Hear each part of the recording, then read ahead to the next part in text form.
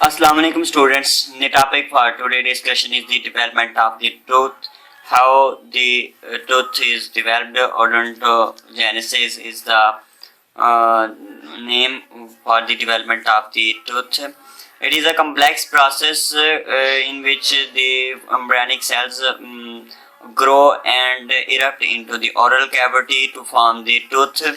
The development process starts from the 6th and 7th week, where the primary dentition forms, and in between the 20th week in utero and to the 10th week after birth.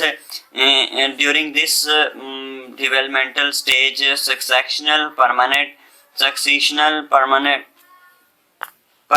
teeth are developed, and in between the stage of the 20th week in utero and to the 5th year of the life, the permanent molar teeth have developed. So, initiation of the tooth development starts. Oral ectoderm contact with the endoderm, and the buccopharyngeal membrane is formed.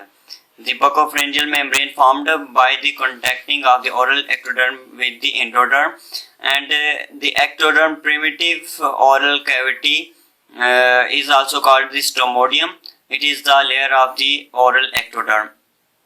So, about the 27th day of the gestation, buccopharyngeal membrane ruptures, and the oral cavity, primitive oral cavity, connect with the foregut. So, rupturing of the buccopharyngeal membrane lead to the connection between the stomodium with the foregut. So, the neural crest cells induce the ectoderm to start tooth development. So, the development of the tooth is originated from the ectoderm.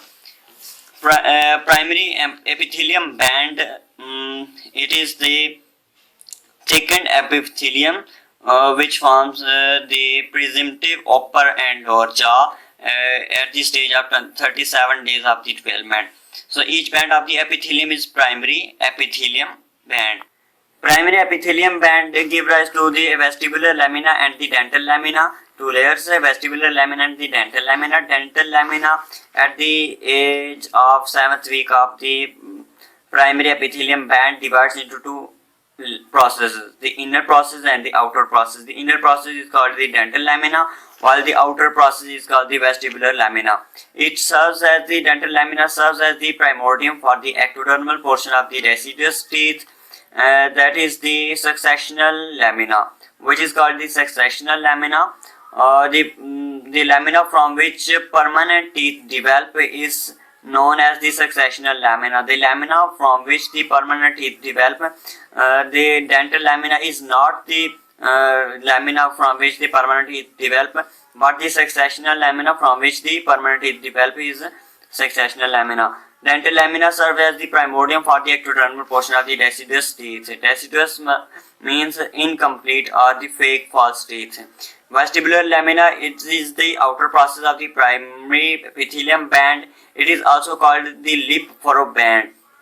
So it is the overview of the initial development of the tooth is that primary epithelium band then give rise to the vestibular lamina labially and the dental lamina lingually, and then the dental lamina give rise to milk teeth, permanent teeth, and all the molar teeth.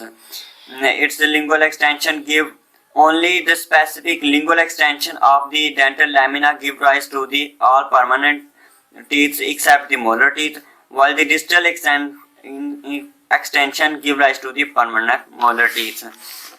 Then moving on to the development of the tooth is that first step is the formation of the enamel organ, which is formed by the 10 small swellings which form the enamel organ. Enamel, dental papilla and the dental sac. The peripheral condensation of the ectomesenchymal cells around enamel organ forms the dental papilla, which is formed by the 10 small swellings. The enamel organ, the peripheral condensation of the ectomesenchymal cells around the enamel organ forms the dental papilla, while the surrounding dental papilla and the enamel organ is the dental follicle or the dental sac. The tooth tooth germ formed by the enamel organ which in future develop enamel, and dental papilla which develop pulp and the dentin, and the dental sac which in future form the cementum and the and PDL. So the stages of the development of the tooth is: number one is the bud stage. It is the initial state in which the enamel organ consists of the peripheral low columnar cells, while the central portion of the enamel organ consists of the polygonal cells. The surrounding mesenchymal cells proliferate and condense. The surrounding mesenchymal cells of the enamel organ proliferate and condense and form acto-mesenchymal condensation that surround the tooth bud, and the dental papilla is the tooth sac, and tooth sac is formed, and then dental papilla and the dental sac develop into the cap and bell shapes. So the first step, the bud stage, here the tooth sac formed, or dental papilla and the dental sac develop into the cap and bell shape. In the number 2 stage is the cap stage. It is characterized by the shallow invaginations on the deep surface of the bud. It forms two epithelium, the outer enamel epithelium and the inner enamel epithelium. The peripheral cells are the cuboidal, which cover the convexity of the cap, forms the outer enamel epithelium, while the tall columnar cells which surround the concavity of the cap forms the inner enamel epithelium, while the convexity form the outer, while the concavity form the inner. Stellate reticulum, it is the cellular network which is formed by the polygonal cells between the outer and inner enamel epithelia. Outer and inner enamel epithelia. Cellular network formed by the polygonal cells in between the outer and inner enamel epithelia forms the stellate reticulum. Then the important point is that enamel knot, which is the central portion of the enamel organ, cells in the center of the enamel organ are densely packed and form the enamel knot. It is important because it is important for the determining of the shape of the tooth. Then moving to the bell stage. The bell stage, in which the enamel organ resembles a bell. The cells of the enamel organ differentiate and forms the 4 layers of these cells: inner enamel epithelium, stratum intermedium, stellate reticulum, and the outer enamel epithelium, which each of them have various functions. These cells groups work to develop the enamel layers of the tooth, and enamel epithelium folds into the future shape of the tooth crown. So the bell shape then moves to the crown of the tooth. And then moving toward the enamel and dental formation. After the odontoblasts form due to the organizing influence of the epithelial cells, they instruct ameblastos in turn to secrete enamel matrix.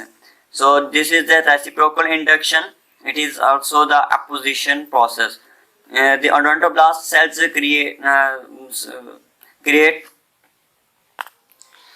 secrete the dentin, then the root formation. Enamel organ forms the HERS, Hertwig's epithelium root sheath, that determines the shape of the root. So the HERS is important for the shape of the root in the root formation stage of the development of the tooth.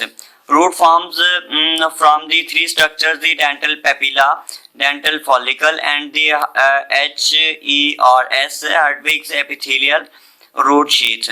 And the last one stage is the eruption stage, in which the root begin to develop and the moves vertically to oral cavity to erupt out in the oral cavity. Depending on the type and position of the tooth, each tooth erupt at different stages and the connective tissue surrounds it to make the strengthened teeth position for the functional purpose. So this is the end of the development of the tooth.